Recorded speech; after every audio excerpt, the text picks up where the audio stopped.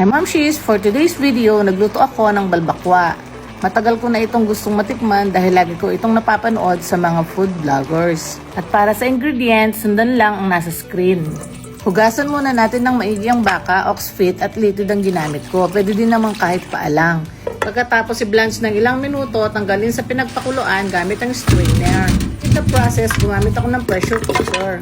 Lagyan ng tubig at before yon, i-pressure cook hanggang sa lumambot. Ang iba hindi nila ginigisa itong balbakwa. Pero ako, mas bet ko kung igigisa ko muna siya. For the aromatics flavor, naggisa ako ng bawang, sibuyas at luya sa butter. Add ng patis, tansyahan lang. Sunod na natin ilagay ang ating pinalambot na litid at paa ng baka. Anato oil, pinaghalong ng sweetit, mantika, beef broth, peanut butter. Tunawin natin hanggang mag-incorporate sa broth.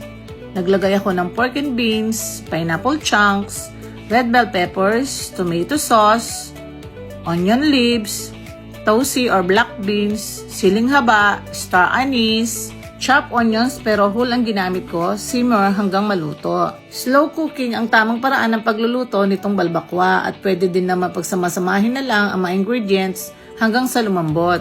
Masarap siya, parang kari-kari na pinasosyal ang lasa dahil sa mga aromatic flavor niya. Na-curious ba kayo sa lasa ng balbakwa? Kaya try nyo na rin.